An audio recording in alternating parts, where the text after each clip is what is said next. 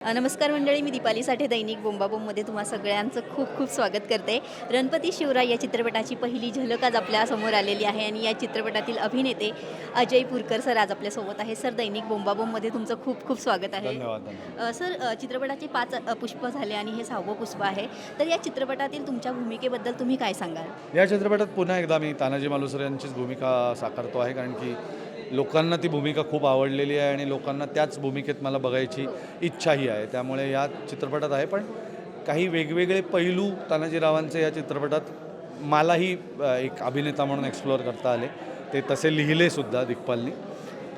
यावेळेस माझं थोडंसं स्पाय नेटवर्कमध्ये पण काम आहे. म्हणजे कमांडो तर होतेच ते, पण त्याच्या व्यतिरिक्तसुद्धा जेव्हा आपण इतक्या मोठ्या मोहिमेबद्दल बोलतो तेव्हा तिथे या चित्रपटात मला असं वाटतं सूत्रधार जो कोण असेल तर ते बहिर्जी नाईक आहेत. बहिर्जी नाईकांनी पूर्ण मोहीम आखून दिल्याप्रमाणे त्या सगळ्या गोष्टी घडत गेल्या. त्यामुळे अलीकडे पलीकडे महाराज येण्याच्या अलीकडे पलीकडे तानाजीराव स्वतः होते त्या सगळ्या टीममध्ये. तर मला ते थोडंसं वेगळं अप्रूप वाटलं आणि ते खूप छान आहे, वेगळं बघायला मिळालं.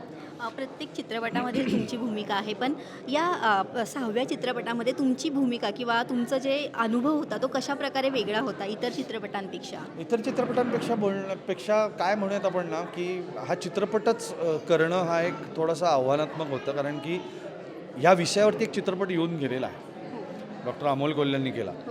त्याच्यानंतर हा चित्रपट करायचा का नाही याच्याबद्दल आम्ही खूप विचार केला, पण जेव्हा लोकांकडनं अशी विचारणा व्हायला लागली की आम्हाला या टीमकडनं बघायचं आहे आग्र्याची कथा किंवा स्वारी आग्रा, तर म्हणून मग सगळं प्लॅन करून मला असं वाटतं त्यामुळे हा चित्रपट आता पहिला चित्रपट झाला आहे म्हणल्यावरती आपला वेगळा काहीतरी हे बाज पाहिजे ना. ते दिग्पालचं रिसर्च, त्यामुळे रिसर्चवरती जास्त काम केलं आहे. शूटिंगला आम्हाला फार वेळ लागत नाही, हे सगळ्या जगाला माहिती आहे आता. त्यामुळे 28 दिवसात सिनेमा संपला. मधल्या काही अवकाळी पावसामुळे थोडासा उशीर झाला असेल तर, पण अदरवाईज असा सिनेमा केलेला आहे, पण रिसर्चवरती जास्त काम केलं. हा चित्रपट तुम्ही महाराष्ट्राच्या बाहेर बराचसा शूट केलेला आहे, तर महाराष्ट्राच्या बाहेर शूट करताना काय अनुभव आले?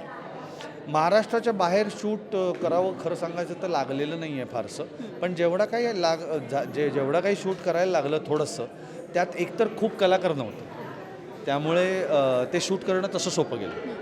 खूप ज्याला आपण तामझाम म्हणतो ना, तसली भानगड ह्याच्यात नव्हती.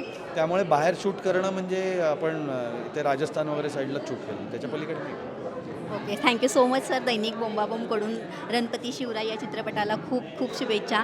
जाता जाता प्रेक्षकांना काय सांगाल? 30 जानेवारीला हा चित्रपट तुमच्या जवळच्या चित्रपटगृहात प्रदर्शित होतोच आहे. हा चित्रपट आम्ही खास लोकाग्रहास्तव लोकांना पाहिजे होतं की ही कथा आम्हाला पुन्हा एकदा बघायची रुपेरी पडद्यावर, आणि म्हणून आम्ही सगळ्यांनी ही मेहनत केली आहे. हा चित्रपट तुमच्यासमोर आणला आहे. अवघ्या महाराष्ट्राला, भारताला आणि भारताबाहेर पसरलेल्या तमाम हिंदू बंधू भगिनींसाठी एक नवीन चेहरा महाराजांच्या रूपात तुम्हाला दिसलेला आहे आज. तर आवर्जून हा चित्रपट बघा आणि माझी खात्री आहे तुम्हाला चित्रपट खूप आवडेल. Okay, thank you so much sir. दैनिक बोंबाबोमकडून चित्रपटाला खूप खूप शुभेच्छा. जय शिवराय.